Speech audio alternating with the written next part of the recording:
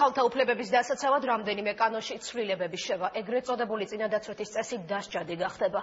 სასჯელი გამკაცრდება ოჯახურ და გენდერულ ძალადობაზეც. იუსტიციის სამინისტროს მიერ მომზადებული პაკეტის მიხედვით სისხლის სამართლის კოდექსში ახალი ტერმინი გაჩნდება.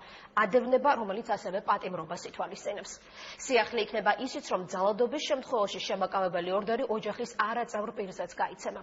კანონპროექტი ბავშვთა ძალადობის პრევენციულ ზომებსაც მოიცავს. პროცესში საჯარო სკოლებიც ერთვებიან.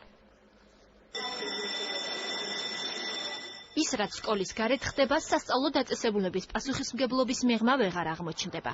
პირი, რომელმაც ბავშვთა მიმართ ოჯახში შესაძლო ძალადობის ფაქტის გამოკვეთისას სათანადო ორგანოებს უნდა მიმართოს, საჯარო სკოლებში უკვე მუშაობს. თუმცა ახალი საკანონმდებლო ინიციატივით ეს რეაგირება უკვე სავალდებულო ხდება. წინააღმდეგ შემთხვევაში შესაბამის პირებს დანაშაულის დაფარვისთვის პასუხისგება მოუწევთ.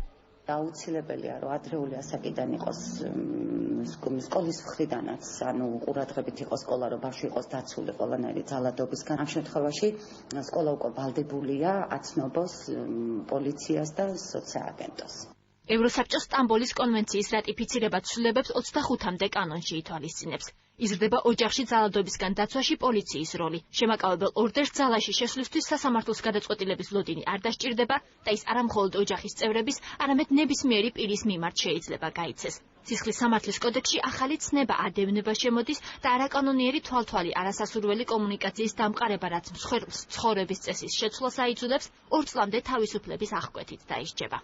დღევანდელი პაკეტი ემსახურება ყველას, იცავს ყველას, მოხუცებს, ბავშვებს, მამაკაცებს, ქალებს, თუ კი ისინი გახდებიან ოჯახში ძალადობის წევრი, მსხვერპლი, ხოლო ქალი დაცული იქნება ოჯახს მიღმაც სამუშაო ადგილას, ქუჩაში ან სხვაგან ძალადობისგან. სისხლის სამართლებრივი წესით დასჯადი ხდება ქალთა წინადაცვეთა, რაც განსაკუთრებით აქტუალური მსგავსი ფაქტების საქართველოში გამოვლენის შემდეგ გახდა. მცირეწლოვან გოგონებზე პრაქტიკულად ძალადობა და ყოველგვარი სამედიცინო ჩვენების გარეშე და ყოველგვარი პირობების დაცვის გარეშე გარკვეული ბარბაროსული მანიპულაციების ჩატარება გახდება სისხლის სამართლებრივი დევნის საფუძველი. ცვლილებათა პაკეტი არასამთავრობო ორგანიზაციების ჩართულობით მომზადდა.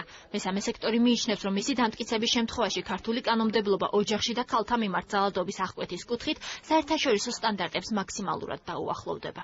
ჩვენ კანონმდებლობაში გაჩნდება ახალი მუხლები, რომელიც აქამდე არ იყო, რაც გაუადვილებს სამართალდამცავ სტრუქტურებს, რომ უფრო ეფექტურად ებრძოლონ ქალთა მიმართ ძალადობას. ორდერები, რომელიც ჩვენს კანონმდებლობაში არის, შემაკავებელს და დამცავ ორდერს გულისხმობ, მხოლოდ მოქმედებდა ოჯახში ძალადობის შემთხვევებში. მე და ამ მექანიზმით ვისარგებლებთ ნებისმიერი ქალი, რომელიც ან ოჯახში, ან სხვა ვითარებაში გახდება ძალადობის მსხვერპლი. მთავრობის მიერ ინიცირებული ცვლილებათა პაკეტი პარლამენტს უახლოეს დღეებში წარედგინება.